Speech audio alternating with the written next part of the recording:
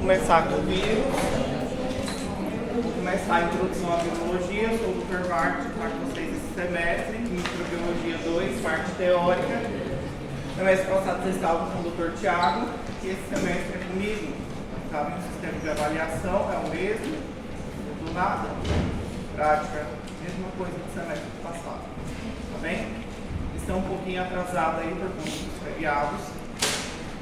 Perderam aí 2 segunda-feiras já, vou perder mais uma semana que vem. É feriado de novo.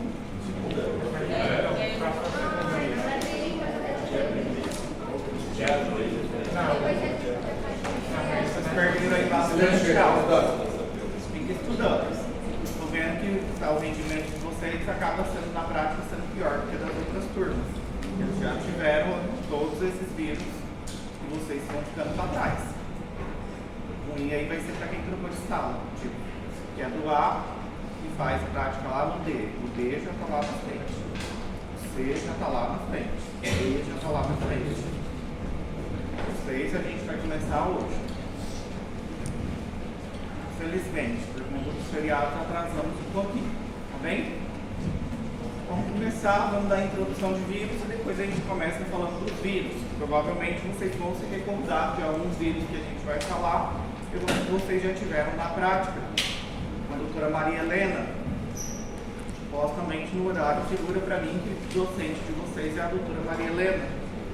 Então, vocês já tiveram discutido alguns vírus com a doutora Maria Helena. Essa semana ela vai discutir os vírus que a gente viu semana passada. Dei a liberdade para vocês, se quisessem ir assistir, em outras turmas poderiam ir assistir de livre acesso, eu estava preocupado com vocês, entende? Relacionado a conteúdo. Tudo bem? Alguns foram, assistiram, participaram da aula, vão ter um entendimento um pouquinho maior do que vai ser trabalhado essa semana. Ou seja, querendo ou não, vai ajudar na prova prática, que depois do feriado, na outra semana já é prova prática de vocês. Já começa as provas. Tá bem? Já passei os conteúdos também para vocês irem já dando uma estudada, pelo menos dessa semana. Tá bem? Seguimos. Vírus. Aqui vírus muda totalmente o conceito. Vocês tiveram bactéria semestre passado. Bactéria era uma célula o quê? Procariota. E aqui a gente já fala de um micro-organismo, ou seja, que ele não é um organismo diretamente o quê? A gente pode falar independente, ele é dependente totalmente de outra célula. E antigamente as pessoas morriam diretamente de vírus e não sabiam diretamente o que era. Né? Não tinham conceitos. Vírus, acaba que a descoberta dos vírus acabou sendo um pouquinho mais recente. Demorou um pouquinho para descobrir relacionado aos vírus, porque eles são partículas muito pequenas, são partículas minúsculas. Então aqui a gente vê alguns vírus, por exemplo, que hoje na atualidade a gente já tem vacina, por exemplo, para esses vírus. Então, a partir da altura de 1798 foi quando já se introduziu o quê? A vacina, e a partir dos outros anos foi descobrindo o quê? Os novos vírus. Existem vírus, até hoje ainda, que a gente ainda não conhece, ou sabe-se pouco deles ainda, não tem muito conhecimento relacionado a eles. Mas de forma geral a gente fala que os vírus eles são bem pequenininhos, são partículas muito pequenas. Alguns chegam a ser até o quê? Menor que as nossas bactérias, são menores que as bactérias. Uma característica que a gente deve se recordar dos vírus é que eles nunca vão possuir no seu genoma ou DNA e RNA, mas sim separadamente ou vão ser vírus de RNA ou são vírus de DNA, um ou outro. Até hoje a ciência ainda não encontrou nenhum vírus com característica que tenha RNA e tenha DNA.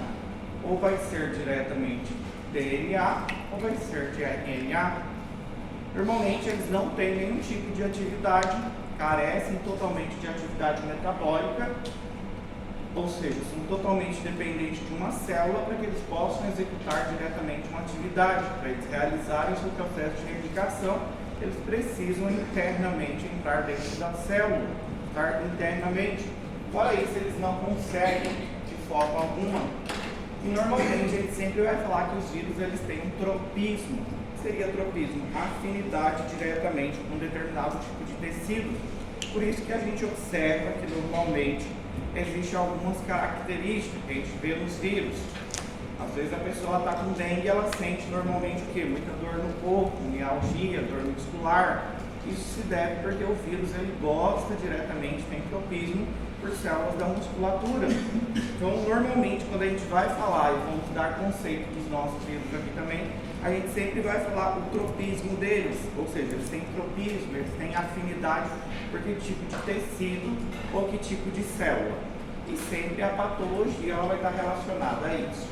Vírus não tem cultivo igual a gente fazia das bactérias, não usa meio de cultivo, faz seu cultivo, mas não igual a gente fazia para a bactéria. E aqui tem que se recordar, por exemplo, eles não respondem o quê? Antibiótico.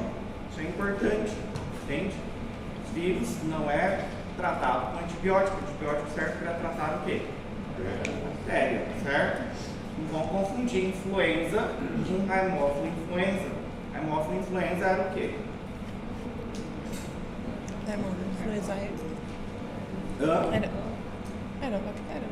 Bactéria, qual grã?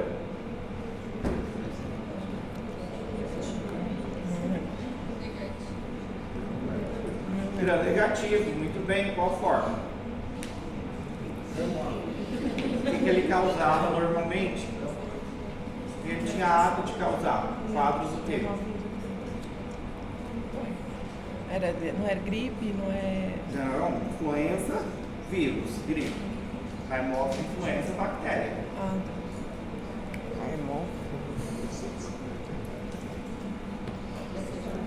Quintinha? nem lembro disso aqui. Sussurro. Causar quadros de pneumonia. O que mais?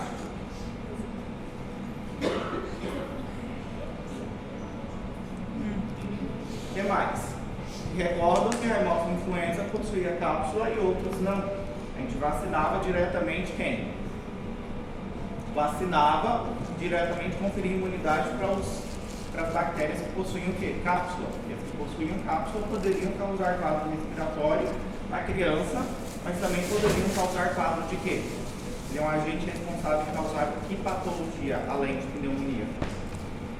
Em crianças não vacinadas. Meningite, muito bem, causar quadros de meningite, super, certo? Isso é importante se recordar. Já a cepa que não possuía cápsula, a vacina ela já não funcionava. Também já era o quê? Menos agressiva também, causava quadros, podia causar quadros de otite, quadros respiratórios, pneumonia, mas era quadro o quê? Menos agressivo, certo? Uma característica dos vírus que a gente tem que levar em consideração, que observem aqui, a gente tem o nosso material genético, que a gente chama de genoma, que vai ser RNA ou DNA, e em volta dele ele possui o que a gente chama de capsídeo, certo? E alguns vírus, eles possuem envoltura, e essa envoltura normalmente é uma característica que pode ser de glicoproteínas, mas também pode ser de lipídios também, e essa envoltura ela serve também como um receptor para diretamente se ligar na célula em que tem maior o quê? Afinidade maior, tropismo. Alguns vírus eles só possuem o quê? O capsídeo, que acaba protegendo diretamente o quê? O material genético, certo? Então os vírus eles possuem várias características, várias formas, e isso se deve muito à sua envoltura e o capsídeo, certo? Aqui a gente tem o bacteriófago, se vocês se recordam do semestre passado, certo? Que infecta um vírus que infecta principalmente bactérias, muito bem, certo? E aqui cada um dos nossos vírus ele possui o quê? Uma característica e isso depende muito da sua envoltura. E observem aqui que a gente tem vírus de aDNA humano, ou seja, são vírus diretamente de DNA e são vírus de RNA, alguns exemplos. Um exemplo aqui de um que vocês conhecem super bem, coronavírus. É um vírus de RNA. Aqui a gente tem vírus de DNA, adenovírus, herpes, por exemplo. E observem que aqui a gente tem uma Escherichia coli, uma E. coli, diretamente. Observem o tamanho dela relacionado aos nossos o quê? Vírus. E. coli causava principalmente o quê? Diarreia. Muito bem, o que mais? Infecção de vias urinárias, muito bem. Um bacilo que? Gram negativo, muito bem, certo? Gram negativo, certo? E aqui a gente vem falando relacionado ao genoma, o processo de replicação dos nossos vírus. Se é um vírus de DNA, normalmente ele se replica onde? No núcleo. Já os vírus de RNA, o processo de replicação deles acontece onde? No citoplasma. Muito bem. Relacionado à forma, depende muito do que? Da capsídeo, como a gente falou. Isso aí não é problema, não precisam se preocupar com essas formas. Bem? Agora, algo que vocês sim ou sim precisam saber, que alguns possuem envoltura e outros são totalmente desnudos, não têm envoltura. E aí tem uma diferença. Os vírus que possuem envolturas diretamente, eles permanecem por muito mais tempo em lugares úmidos. Normalmente eles não sobrevivem ao tubo digestivo, que o tubo digestivo é um pouquinho ácido, certo?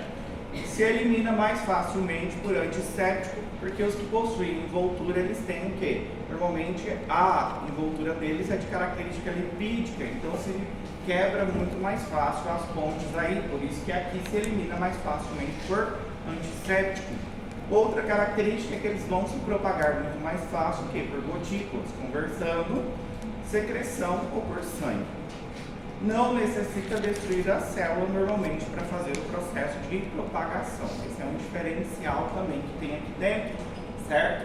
Outro diferencial que a gente encontra aqui. Já os que não possuem envoltura, são totalmente desnudos, eles se propagam normalmente o quê? Mediante fomites, ou seja, objetos inanimados, papel, caneta, celular, qualquer objeto, eles conseguem o quê? Se propagar mais facilmente. Se resistem um pouco mais ao ambiente, são mais resistentes, não se elimina tão fácil com antissépticos, né? Aqui permanecem muito mais tempo também ao ambiente e destroem a célula para poder o quê? Se propagar. Isso é uma diferença relacionada aos vírus, e sempre que a gente falar de um vírus, a gente vai falar se a característica dele é o quê? De possuir envoltura ou se ele é um vírus totalmente o quê? Desnudo, certo? Observem aqui que uma característica é vírus envolto, eles não sobrevivem ao que? Ao tubo digestivo. Então, normalmente são vírus que não resistem ao que? Ao pH ácido, exatamente. Então, aqui normalmente os vírus que vão causar algum quadro de gastroenterite são vírus que? Desnudos, certo? Isso é uma característica importante. Normalmente a gente fala que os vírus, a patogenia do vírus, ela está relacionada da seguinte forma: ou eles vão causar um efeito citocida, que seria causar a morte da minha célula, vão permanecer de forma latente, totalmente latente, ou vão causar uma transformação, que é um processo de oncogênese, vão alterar diretamente o que? O DNA das nossas células. E a partir daí essas células vão começar a se multiplicar de forma desordenada, gerando uma célula totalmente, ou seja, uma situação onde o paciente pode desenvolver o quê? Um câncer. Um exemplo de um vírus que fica latente, que vocês conhecem. Herpes, muito bem. Herpes vírus é um exemplo de vírus que fica de forma totalmente latente. Uma vez herpes, para sempre herpes. Certo? Um vírus que causa transformação, o efeito oncogênico, que causa câncer. HPV, exatamente, papiloma vírus, normalmente ele causa o quê? Um quadro de câncer. Câncer de quê? Colo uterino, muito bem, no homem. De pênis, muito bem. Certo? De pênis, muito bem, certo? Então, o efeito citocida permanece de forma latente e pode ter o que? Um quadro de transformação, que é o quadro de oncogênese que a gente fala.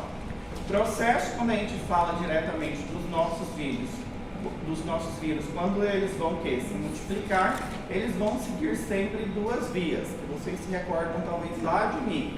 Um é o ciclo lítico e o outro é o ciclo que a gente fala o quê? Lisogênico. Se lembram que no ciclo lítico eles acabavam diretamente o quê? Tendo o processo deles de replicação, certo? Eles se replicavam e acabavam o quê? Rompendo a nossa célula, destruindo a célula e se propagando novas partículas no meio. Já o ciclo que a gente fala de ciclo lisogênico, a gente fala que integrava o seu material genético dentro da célula e ficava o quê? Quietinho ali totalmente. Até que algum fator levava ele o quê? Ao processo lítico novamente, onde ele poderia o quê? Se propagar, certo? Doutor, então eu posso dizer que no ciclo lisogênico, de certa forma, ele vai ficar dormente, ele vai ser como se fosse um oportunista. Exatamente, fica totalmente latente. E um exemplo do vírus é, vocês falaram da herpes. Fica totalmente o quê? Quietinho. Se tem algum fator que estimula, estresse, radiação, aí o vírus acaba o quê? Novamente se propagando, se replicando, surgindo. Ao contrário, ele vai ter o efeito o quê? Lisolítico, que a gente fala o quê? É produtivo, vai gerar novas partículas e vai liberar essas novas partículas o quê? No meio. E assim continua o ciclo, certo? Alguns podem causar lise, outros apenas vai ser um processo de replicação.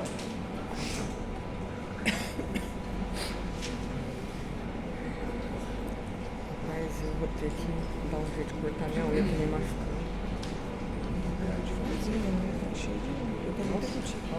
Aqui chega, tá criando raiva.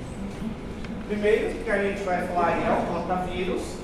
Provavelmente em algum momento da vida de vocês já tiveram contato com esse vírus diretamente, o rotavírus, certo? E o rotavírus, ou seja, a gente vai falar de vírus que causam quadro de gastroenterite. E o rotavírus é um dos principais vírus que vem causando quadro de gastroenterite. Um dos principais, mais comum no nosso meio, certo? E quando a gente fala de rotavírus, ele tem as suas características clínicas em particular. A gente precisa se lembrar dessas características clínicas de um paciente que tem um quadro por rotavírus, certo? E, normalmente, ele foi descoberto não tem muito tempo, a partir do momento que introduziu a microscopia eletrônica, se chegou diretamente o quê? A falar um pouquinho sobre o rotavírus, certo? E aqui a principal forma que a pessoa vai transmitir é fecal oral. A principal forma é fecal oral, certo? E aqui esses são os principais vírus que a gente fala o quê? São de causar quadros de gastroenterite, rotavírus, adenovírus, calicivírus, astrovírus. E aqui algo importante que vem causando quadro de gastroenterite aguda infantil. Isso é importante recordar? É importante recordar que quadros de gastroenterite a gente vai ver sempre no hospital, certo? Viram que existe quadro de gastroenterite também o que? Bacteriana. Se lembram lá das bactérias que causam quadro de gastroenterite? E elas tinham uma manifestação clínica aos pacientes em um quadro bacteriano. Agora a gente vai falar principalmente de um quadro que é relacionado a um quadro viral. E saber diretamente diferenciar principalmente o que? Os nossos vírus. Observem, de rotavírus, existem vários o que? Subtipos, sorotipos, do A até o G, igual as salas de vocês, certo? O pior aqui que a gente tem aqui desse grupo é o rotavírus o que? A, certo? Esse aqui seria o pior que a gente, o rotavírus do tipo A. E normalmente ele é um vírus o quê? Que não possui o quê? Envoltura, certo? Não tem envoltura, então é um vírus o quê? Desnudo. Que característica tem aí em particular do vírus desnudo? Mais resistente ao que? Ao pH, ao meio ácido. Então por isso, diretamente, que é um vírus que ele vem afetando principalmente o quê? Os nossos enterócitos, tá bem? Vem afetando principalmente os nossos enterócitos. Ele consegue sobreviver ao quê? Ao meio ácido, certo? A principal forma de contágio que a gente fala aí é fecal oral. O maior problema do rotavírus são locais o quê? Fechados, com aglomerado. Então o maior problema aí de infecção acontece aonde? É relacionado à criança. Creche, escola, tá bem? Hospitais, locais muito fechados, certo? Aí é frequente acontecer quadros o quê? Por rotavírus, é sempre importante, porque rotavírus ele tem a época dele, tá chegando a época de rotavírus, certo? Tá chegando a época de rotavírus, normalmente no inverno, começa a acontecer muitos quadros de rotavírus. E aqui, a principal forma de contágio, ela pode ser o quê? Que a gente fala fecal oral. Que a partir daí pode ser mãozinhas contaminadas, isso na creche, né? A coleguinha passa a mãozinha cheia de fezes na cara do outro, e tá tudo bem, certo? Ou empresta o brinquedinho, certo? Empresta o brinquedinho pro outro, certo? Passa na mesa onde vocês estão escrevendo, certo? Ou algum alimento contaminado, não lava as mãozinhas, compartilha o alimento e dessa forma ele pode o quê? Se contaminar com rotavírus. Mas a principal forma, se você pensa fecal oral, você já imagina que aqui o nosso vírus, aonde a pessoa encostar as mãozinhas, vai acabar o quê? Se contaminando, certo? Então por isso que aqui a gente fala o quê? Que o vírus se elimina de forma o quê? Altíssima nas fezes. Acaba sendo muito eliminado onde? Nas fezes. E a forma diretamente aqui de contágio vai acabar sendo o quê? De pessoa para pessoa. Acontece muito no hospital também. Quando aparecem quadros de gastroenterite, também surgem muitos profissionais da saúde com quadro também de gastroenterite viral por rotavírus. Por quê? Porque é um vírus que é um pouquinho difícil. Normalmente ele acaba sobrevivendo a horas, a dias na superfície, e ele também é muito resistente aos nossos desinfetantes. Então é difícil diretamente o quê? A gente eliminar esse vírus. Existem quadros respiratórios também, só que aí muito baixo o quê? Como se diz? Estudos relacionados à infecção por via respiratória. A gente sabe muito o que é relacionado à via digestiva, fecal oral, certo? Observe aqui que o principal para a gente acaba sendo o quê? O rotavírus do grupo A, certo? Nesse caso aqui, o pior que a gente tem é relacionado que o rotavírus ele vem causando processos infecciosos relacionados ao quê? A crianças maiores de 6 meses até 6 anos de idade, certo? Normalmente é aí que a gente vê quadros mais relacionados ao rotavírus, crianças diretamente, ou seja, lactantes maiores de 6 meses e relacionados aí até 6 anos.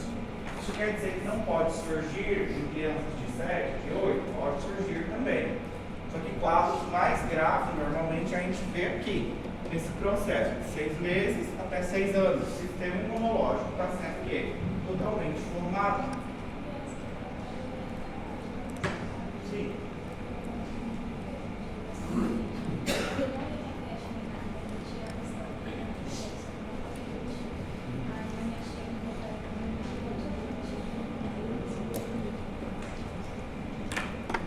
Era um rotavírus.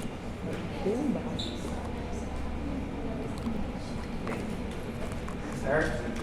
E quando a gente fala aqui desse quadro de rotavírus, provavelmente em algum momento da vida de vocês já tiveram um episódio de rotavírus, só que crianças, sistema imunológico é o quê? Um pouco debilitado. E aí a gente acaba criando imunidade. E olha que ele causa o quê? Desidratação. E da desidratação o paciente vai evoluir para o quê? Um quadro de choque. Choque o quê?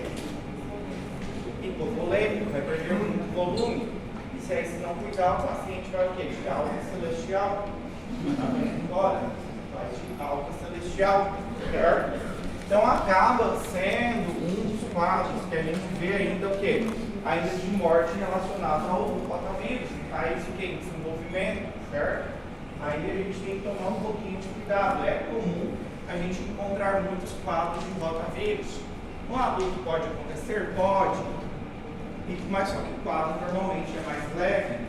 É aquele onde você, por exemplo, seguiu ou veio para a faculdade hoje, tranquilamente, se contaminou, e de repente amanhã você começa o quê? Sentir que aumentou diretamente o trânsito intestinal. Nada você percebe. Está fazendo um barulho estranho, né? Você percebe aí algo estranho por aí. Você come normal, janta, não está sentindo náusea, nada. Quando você dorme lá pelas mãos, você acaba despertando um quadro de o quê? De vômito. Logo que você vomita, você já quer o quê? Ter diarreia também. Tá? Você vomita, você refere. Passa E a isso nas característica do férias. rotavírus é que ele é o quê? Uma diarreia de forma totalmente líquida. É aquela onde sai água. certo? Perde muita água. Entendeu? Água mesmo. Entendeu? Você não sabe se está urinando, se está defecando. Só sai água. Certo? Tem essa característica. E conforme os episódios, certo? No adulto é mais do que, mais controladinho. Às vezes você passa ali, tem uma noite terrível, chega aqui na faculdade totalmente o quê? Destruído. Olha pro coleguinha e fala, essa noite não foi boa pra mim. Você é acordado, né? Um pouco desidratado, mas já tá o quê? Melhor. Exatamente, com sua noite inteira no trono, entende? Já apresenta alguns sinais de desidratação, só que vem o quê? Já não está vomitando, não está tendo mais tanto quadro de diarreia, certo? E a diarreia aqui é aquela uma que ela começa líquida, segue líquida, só que ela começa o quê? A ter um pouquinho de ardência, se tornar ácida. Por que ela se torna ácida?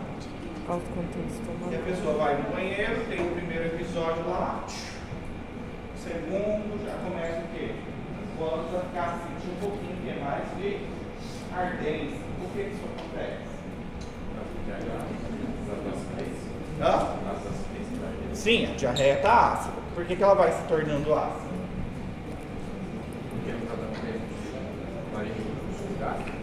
Hã? Porque o corpo está tentando matar?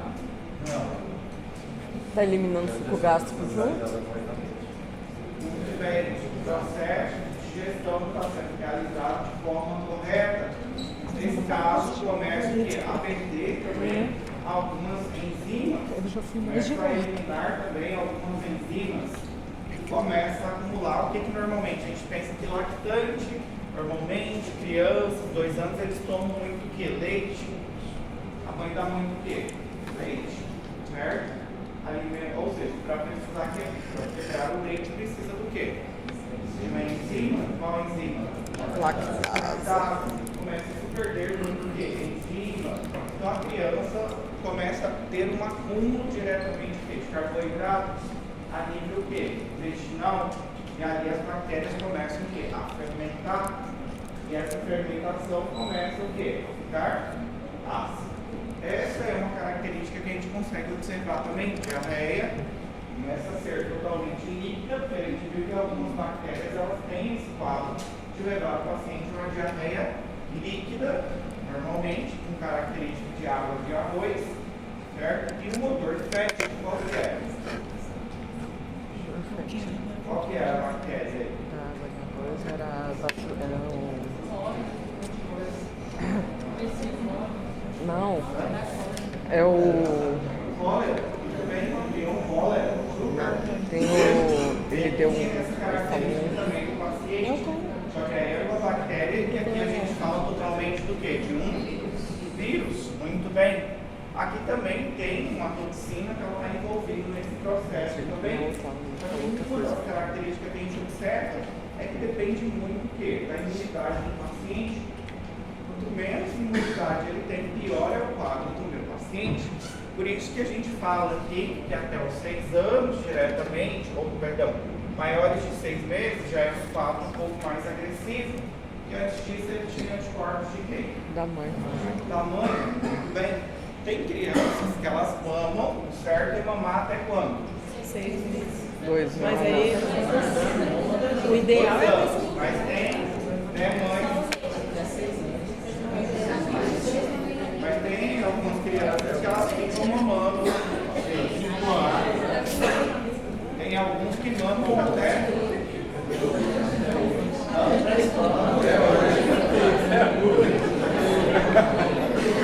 Enquanto a mãe tá produzindo, ele tá lá chupando, né?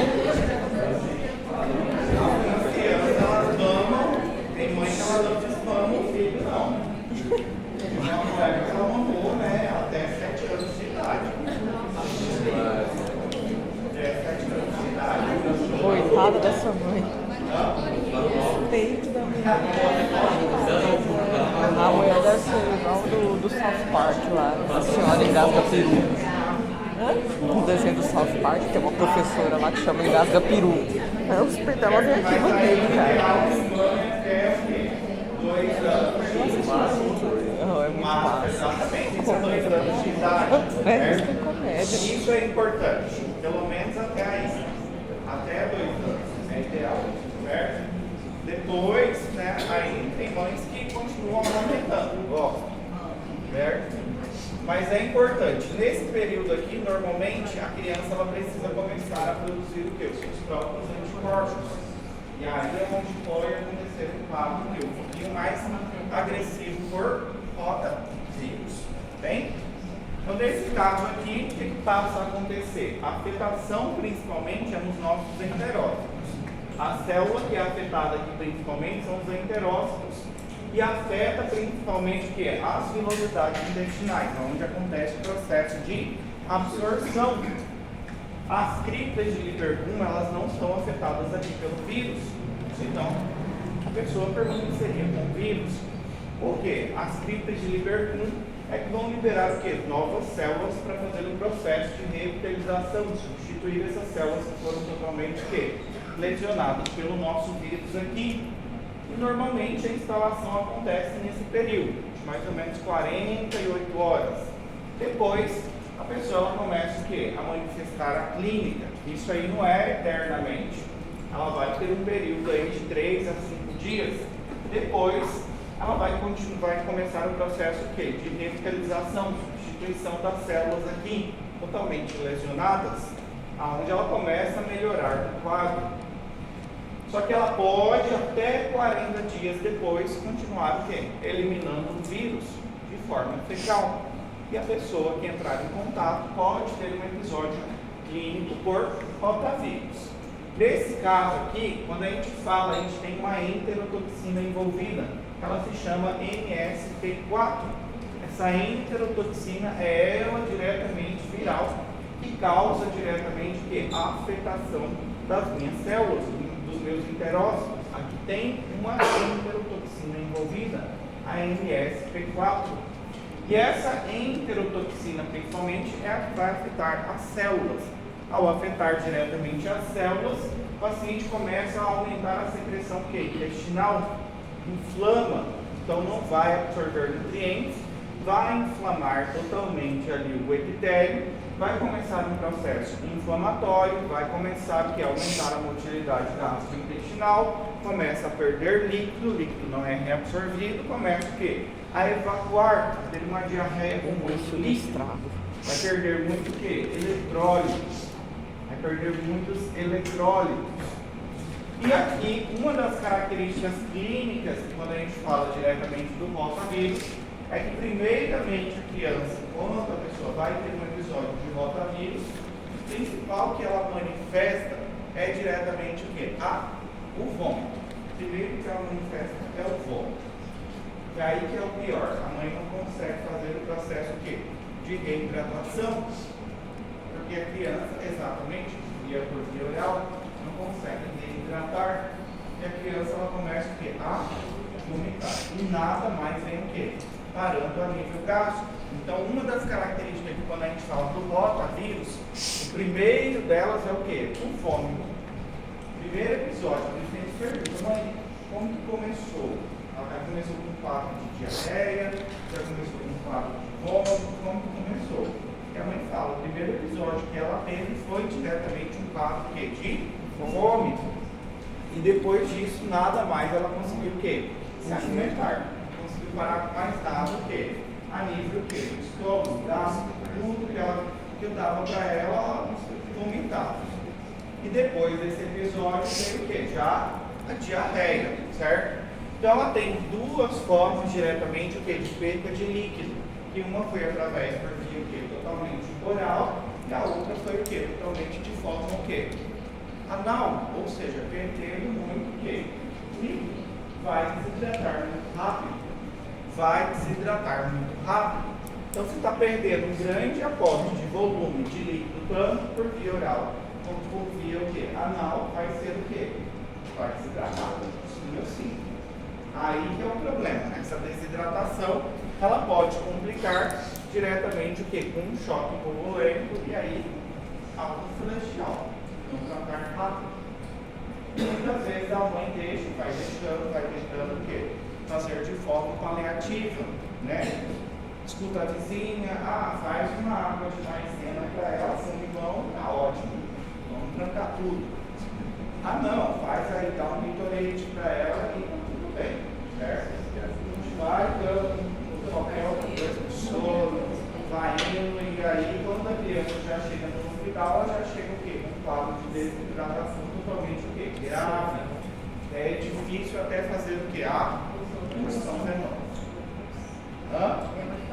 E a mãe fica brava, exatamente. E a mãe fica brava, porque alguns quadros têm que ser um pouco mais agressivos, aí vai fazer a função do corpo aqui. Óssea precisa o quê? Hidratar essa criança mais rápido. Então, suponhamos, quadros leves, normalmente a desidratação é o quê? Baixa. Criança o quê? Vai ser bem moderada, não vai manifestar muito e tranquilo. Às vezes você tem que fazer o quê? Cortar por fome. A diarreia a gente não corta aqui. Por quê? Vai eliminar. Exatamente. A gente está falando de um vírus que ele libera uma introtoxina, então precisa sair. Duas formas que o nosso organismo está tentando o quê?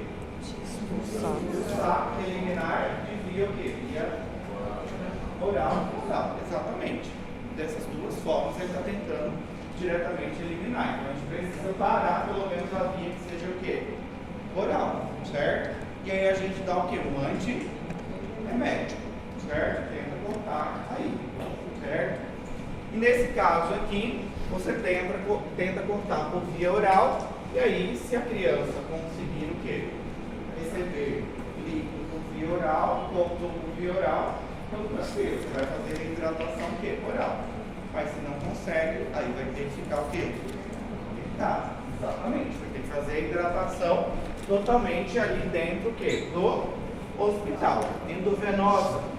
E a criança, quando ela está desidratada já, você começa a perceber, tem os sinais, a boca está extremamente seca, não só a boca, mas todas o quê? Mucosa está extremamente seca, o olho está um pouco mais o quê? Fundido, certo? Você observa diretamente que a órbita ela está mais o quê?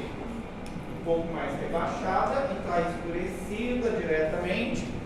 Depois você observa que a criança ela não urinou muito, claro, ela não vai urinar muito, ela perdeu muito o quê? Líquido, certo? E é uma criança em que ela vai o quê? Ter o quê? Choro. Mas o choro dela não tem o quê? Lágrima. Isso é característico também que está desidratada. Precisa diretamente o quê? Hidratar essa criança. Fora isso, ela vai reclamar muito o quê? De dor também, de cólica abdominal. Ela vai falar, mãe, está com muita dor na barriga, vai querer ficar mais o quê? Encolhida. Isso é normal entre aspas, porque ela está tendo um quadro que inflamatório, afetação que intestinal, então ela vai querer ficar mais um pouco mais encolhida, vai reclamar muito de dor, certo? Isso é característico. Mas quando a gente observa que primeira coisa que o paciente vai manifestar é o vômito, depois a diarreia, depois ela vai começar com um quadro de cólica abdominal, vai ter febre também, só que aqui a febre normalmente ela é leve, a moderada, não é uma febre que a gente fala o quê? Alta, já é uma febre que a gente vê aí entre um quadro febril ou diretamente um pouquinho mais elevado, mas não chega a ser um quadro de 39, 40 graus, certo? E nesse caso aqui, sim ou sim, a gente precisa o quê? Hidratar o nosso paciente se a gente fala de uma desidratação que ela é extremamente o quê? Grave, severa, porque senão esse paciente ele vai complicar. E qual que é a complicação aí? Choque hipovolêmico, muito bem, certo? Nesse caso aqui, quando a gente fala na clínica, nos pulos dos gatos que a gente observa, normalmente o paciente que ele tem um quadro por rotavírus, ele é um paciente que ele tem um quadro que a gente costuma dizer que a gente fala que é uma desidratação isonatrêmica. O que seria isonatrêmica? Quando a gente fala isso, está igual a natremia o quê? Mantém o mesmo nível de sódio, certo? Isso aqui por quê? Quando, claro, mas não pode ter aí um quadro onde a gente fala de uma hiponatremia ou hipernatremia, pode chegar a acontecer esses quadros. Mas o clássico que a gente vê relacionado a rotavírus é isonatremia. Por que normalmente a gente vê isonatremia? Porque a primeira coisa que você vai fazer com o seu paciente você viu ele, você vai tentar o quê? Está desidratado, você não vai falar assim, vamos coletar sangue primeiro. Hidratar. Primeiro já vai ser difícil pegar acesso. Então você vai fazer o quê? Começar a hidratar. Você vai hidratar ele com o quê? O soro fisiológico. E o soro fisiológico é o quê? Sódio. Certo?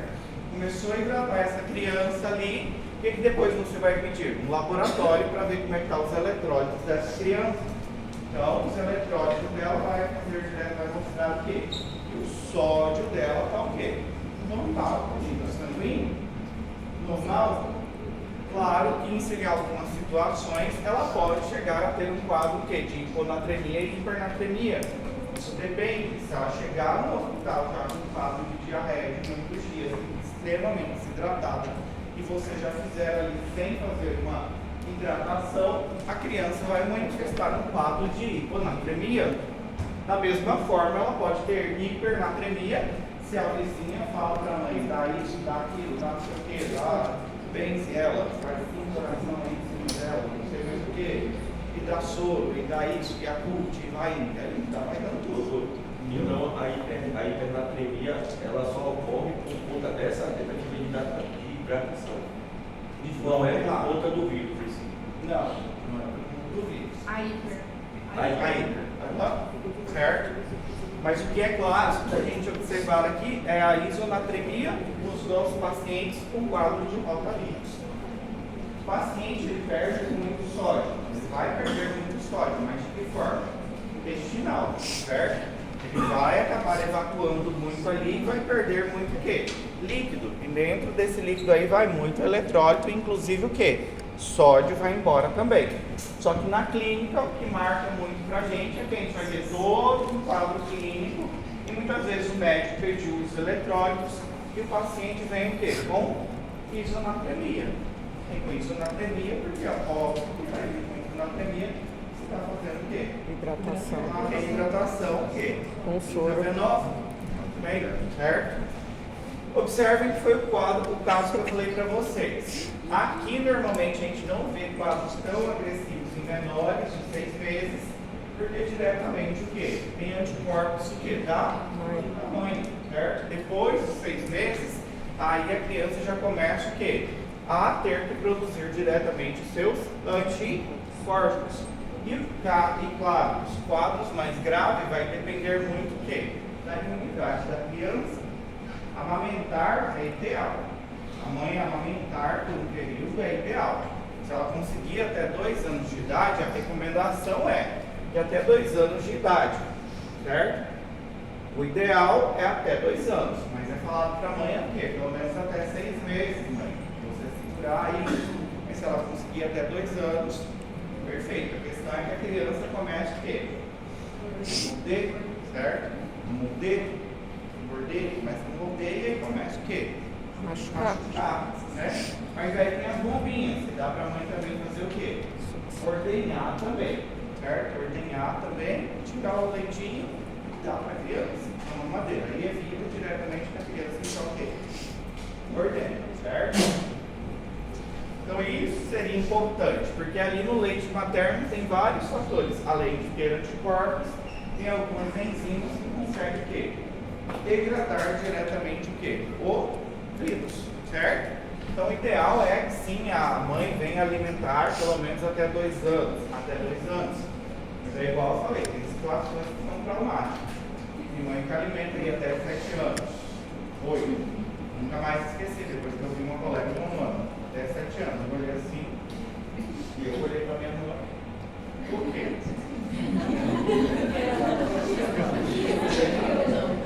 Minha mãe não ia explicar, eu era criança, eu não queria explicar, não tinha paciência. Mãe, foi igual no meu não. Família de 22. Tá bom, eu já fiz o projeto do 2. Porque a minha colega era, ia pra escola junto, grudada no peito da minha velha. Mano, desse tamanho, aí ela aceitei, ela não vou fazer. Entendeu? Bastante. A imunidade dela estava ótima.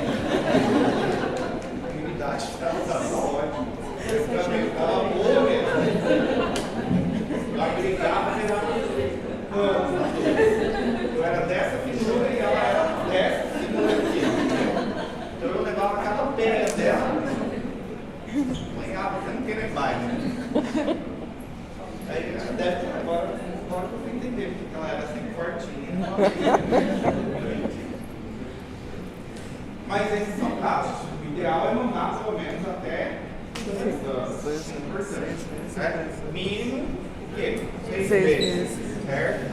Pelo menos, isso é recomendado. Isso é recomendação, certo? Seguimos. Hoje a gente já não vê, já teve grande impacto a nível mundial quanto a vírus, mas hoje a gente já não vê tantos casos assim, tão graves de rotavírus, ainda existe, mas hoje a gente tem o quê? A vacina. Ainda bem que a gente tem o quê? Hoje a gente já fala que a gente tem a vacina e a vacina ela é dada o quê? De 2 e no 4º mês. Exatamente. Então isso aí já não vem o quê? Evitando quadros tão agressivos o quê? De rotavírus. Não quer dizer que a criança não vá ter, mas o quadro tão agressivo diretamente já não é o quê? Então estamos cá, a gente não observa. Isso quando a mãe o quê? Leva para vacinar, certo? A vacina ela tem uma eficácia aí, também não é 100% eficaz, mas antes o quê? Está vacinado tem uma proteção do que ter zero proteção. Mas tem mães que têm consciência e tem mães o quê? Que é zero consciência, não vão fazer nenhum pré-natal para levar o filho para vacinar. Não é. Exato. Exatamente. Aí acaba perdendo. Aí fica brava. Exatamente. Certo? Então vocês vão ver situações onde vocês vão perguntar para a mãe: tem vacina, mãe? Ou tem um cartão? Aí você vai olhar, a mãe nunca deu a vacina. E aí você já percebe que é um quadro que de rotavírus, pela história, pela clínica, a clínica é muito importante para a gente. Vocês que estão agora no 4º, aí já vieram no 3º, já viram um pouquinho, trabalharam muitos casos clínicos, viram que o médico ele tem que saber o quê? Clínica. O que é um médico sem clínica? Nada.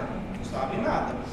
Entendeu? A gente até precisa de laboratório, muitas vezes é os nossos médicos auxiliares. Mas a clínica, ela é o quê? Tolerância. Importantíssima. Se você não sabe de clínica, você não sabe nada, lamentavelmente. Porque vai chegar em algum momento, tipo aquela série coreana, em que o paciente está na sua frente e você ali. Vão ficar trocando olhares, né? O paciente esperando o que ele tem e você pensando o que eu falo. E eu pergunto, meu Deus, e agora? Chama o médico. Tá.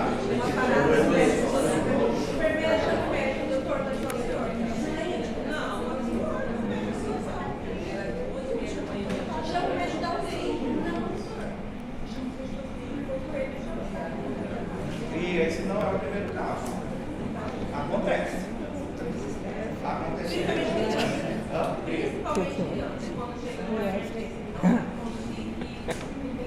É verdade, né? Que eles são parados. E aí, liga pro pediatra. Qual é a dose que eu vou fazer? Quantas miligramas? Quanto que eu vou colocar de sono? Posso colocar de sono? E agora? Exatamente. E aí você chama o médico. A frase clássica. Mas acontece. Isso aí não é a primeira vez. Já aconteceu um caso com uma colega em que ela assumiu a urgência e o marido dela também era o médico que trabalhava lá, só que estava por clínica e ela estava por urgência. Aí ela chegou um paciente infartando. E aí a enfermeira, doutor, e aí? O que a gente vai fazer? Esperou que eu chorar e falou: chama o médico. Ela, nossa senhora, é a médica. E ela não, chama o médico, eu estou chorando. Eu já vou já coletei exame, já coletei granulometria, eu já fiz o elétrico, está funcionando, eu já passei a sonda, e agora? Como é que tem o resultado para a senhora? Já tem tudo. E agora, senhora? Faz a coisa elétrica, eu não posso. Não dá para você chorar no dia que agora. Exato. Tem que passar o central, porque eu nunca passei central. Então eu vou pegar a ultrassom da UTI, tá aqui a ultrassom. Então você já começa.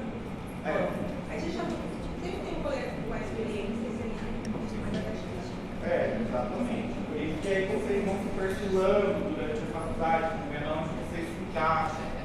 Tem gente aqui que pensa rápido, vai trabalhar onde? Urgência, gosta mais de urgência. Mas, por exemplo, a Laura já é médica da família. família, negócio de saber tudo da vida dos outros, não sei mais o quê. E aí não adianta, né, gente? Tem um paciente mal lá dentro da urgência, jogar a hora lá dentro, vai olhar para o paciente. E agora? E aí, como é que foi? Primeiro, dá uma dica que parece estar com dor. Foi briga de família, menina. E conta aí como é que foi. E lá no casa não tem umas galinhas, não. Essa família é interessada porque ele vai ganhar. É ovo,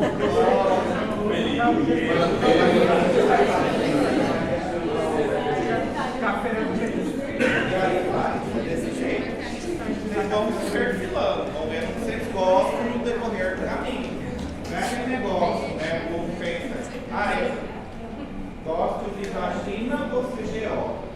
Tem nada a ver. Boa parte de GO, boa parte, como diz os outros, são homossexual. A maioria dos ginecobstetras são homossexual.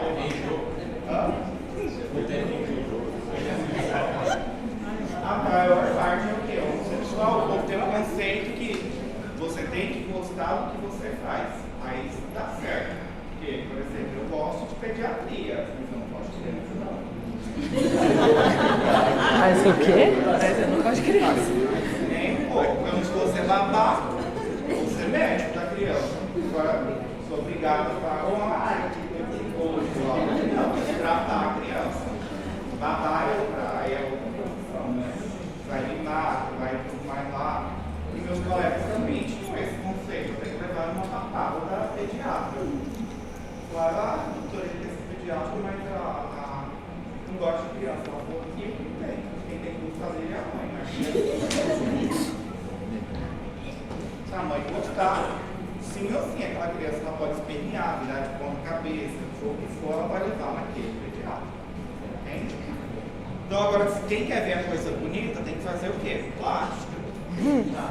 Daí vai trabalhar para deixar o meu bonitinho. Fora isso, é só a bagaceira que você vai pegar. Entendeu? Vou fazer urologia para ver menina não, meninão, ou menininho. Não sei. Ela vai pegar a bagaceira, não vai pegar coisa bonita ali também. Entendeu? Depois você vai ver ali tamanhos, de vários tamanhos. Cheiroso. Ele nem pega cheirosinho, né? Exatamente, isso é um problemão. Certo?